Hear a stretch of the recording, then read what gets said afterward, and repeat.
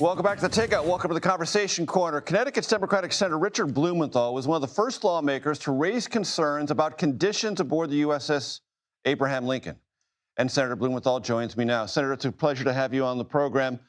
The acting Navy Secretary Hung Kao put out a statement today saying that there have been a small number of mental health cases on the Lincoln, treated with no loss of life, he emphasizes, then goes on to say, quote, "There is no question our young men and women have been pushed to their limits, but they have never broken. They are rightly tired, but have never been out of the fight." Do you consider that statement, Senator, at least a concession that the military is acknowledging there are issues to be dealt with here?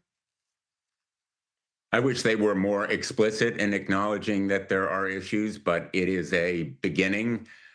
I consider it in some ways disrespectful to fail to face absolutely candidly the fact that conditions on the USS Abraham Lincoln are abhorrent.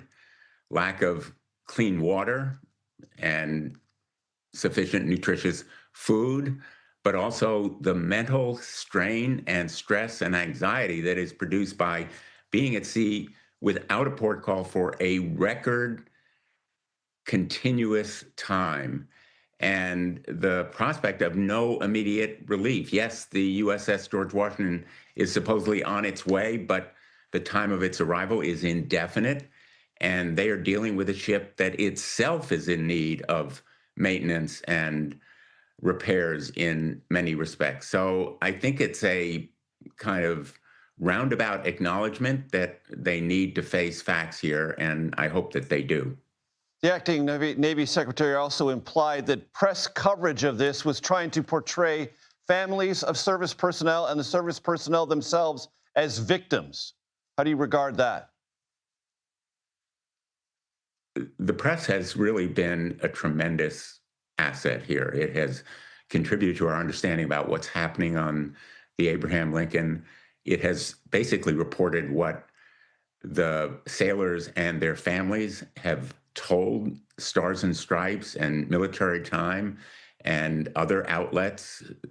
So I consider the press to have performed a public service here.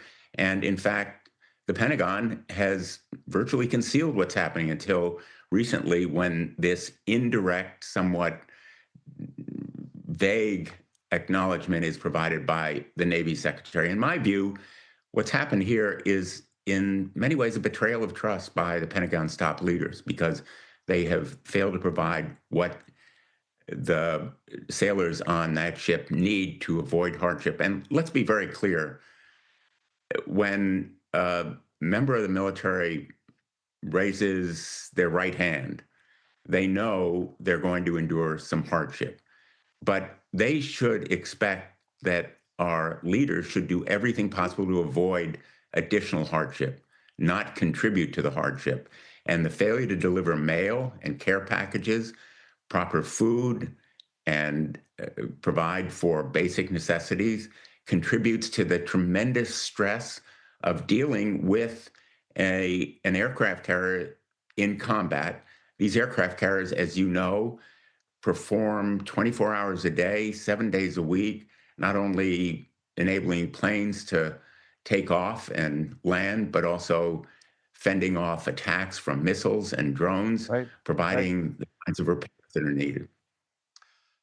These things do not occur in isolation, Senator. As you know, as a member of the Armed Services Committee, when you move one aircraft strike force from one part of the world to another, you are creating potentially strategic vulnerabilities. The George Washington will leave the Pacific. What does that mean to you? You know, China's watching. The USS George Washington is our forward most aircraft carrier in the Far East, right under China's nose.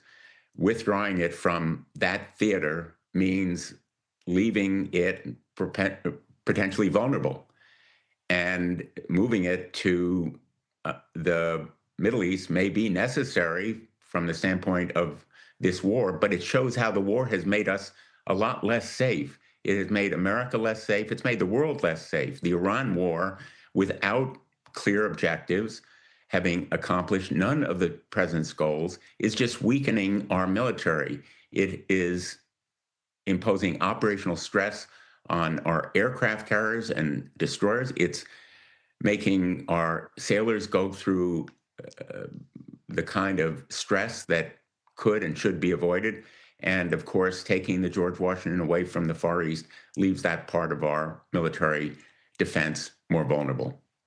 Connecticut Democratic Senator Richard Blumenthal. I appreciate the time, sir. Thank you. Thank you.